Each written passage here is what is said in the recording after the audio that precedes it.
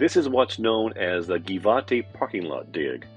The Givati Parking Lot Dig is in the city of David, just outside the old city walls of Jerusalem, and only about 200 meters from the Temple Mount. Now the first question comes to mind is, why is it called the Givati Parking Lot Dig? That's because up until 2007, what you're looking at was a parking lot. And our tour guide, Philip Kuhl, stated he would often park his tour bus there and lead tourists around to visit the sites in the nearby area. I'm not a historian, and it is beyond the scope of this video to discuss all the history that has been excavated at this site. However, the digging has uncovered artifacts from biblical times, the Greeks, the Romans, the Byzantines, and beyond.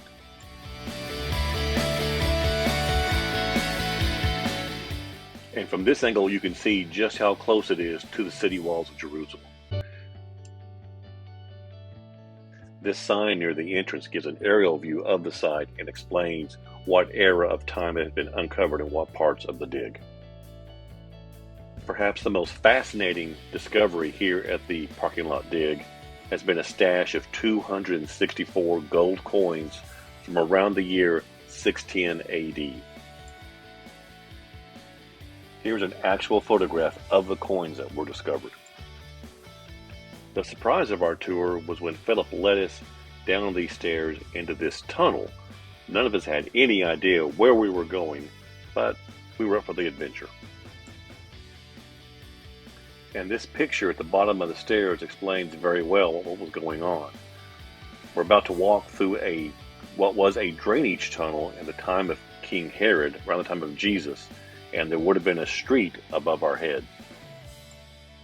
The street would have led from the Pool of Siloam up to the Temple Mount. In order to save time, I'm not going to show you the entire tunnel path, but here's where we passed under the old city wall.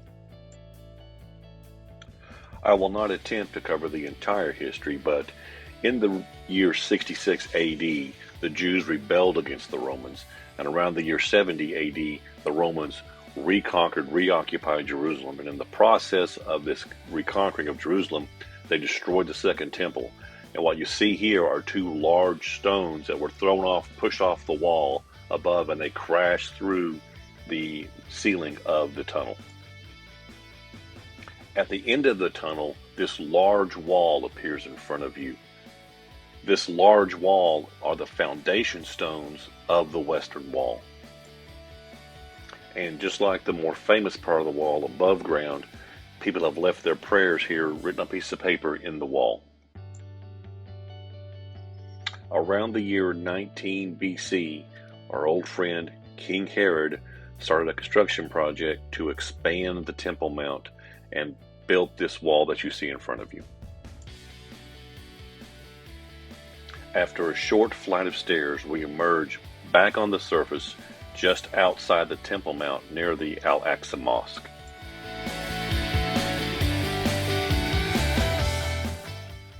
Earlier I showed you two big stones that had crashed through the ceiling of the tunnel. What you see here are other such stones that had been pushed off the wall by the Romans in 70 AD when they reconquered the city.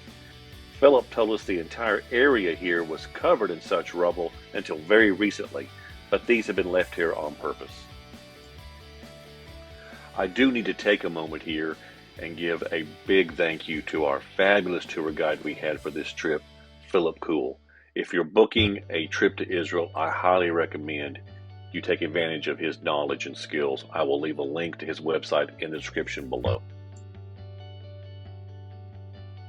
As we were completing our visit, the Muslim call to prayers began to call out. So I will leave this last bit of video in here just so you can hear some of that. And thanks again for watching. See you in the next video.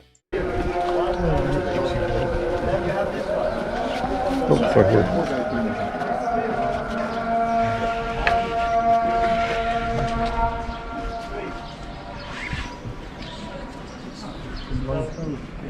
thickness of the wall here is still here. That's the thickness of the wall. Oh, goodness. I won't say that it's that thick at every point. This is like a tower.